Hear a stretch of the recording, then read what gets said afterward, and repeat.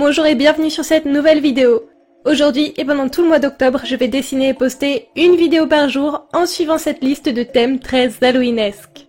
Pour me soutenir dès maintenant et suivre ce challenge au faux air de marathon, n'oubliez pas de vous abonner, d'activer les notifications, de liker et de me laisser un petit commentaire plein de citrouilles et de fantômes. Le jour 6, c'est Teru Teru Bozu, et je pense que très peu de personnes savent ce que c'est, alors forcément des explications s'imposent. Il s'agit d'une poupée japonaise généralement fabriquée avec du papier ou du tissu blanc. La coutume veut qu'on accroche ces poupées aux fenêtres les jours de pluie en chantant une comptine. En faisant ça, on espère que les poupées chasseront la pluie. Et dans la troisième strophe de la chanson, la poupée est menacée de perdre sa tête si elle ne parvient pas à réussir sa mission. Je trouve ça mi-adorable, mi-glauque. Disons que c'est creepy cute. Parce qu'on dirait une ribambelle de petits fantômes accrochés au bout d'une corde, forcément ça a petit quelque chose de très morbide. Et en même temps, ce sont des poupées toutes mignonnes, faites à la main, qui ont pour mission de chasser la pluie. Ça reste une coutume plutôt sympa.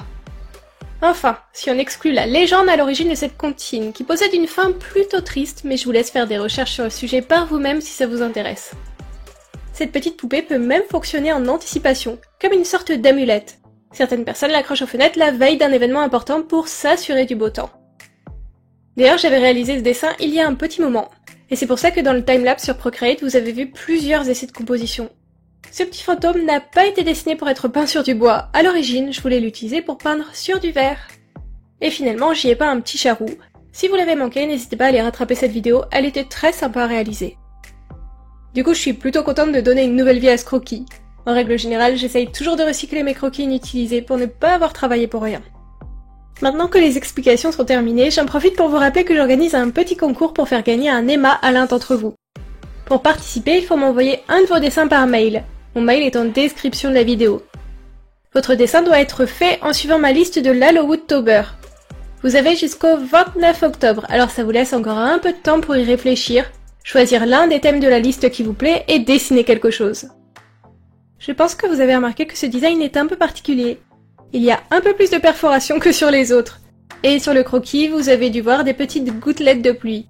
Clairement, dès que j'ai eu l'idée d'ajouter cette poupée japonaise à ma liste de l'Halloweentober, j'ai su que je voulais y ajouter une particularité. Et au final, j'en ai même ajouté deux.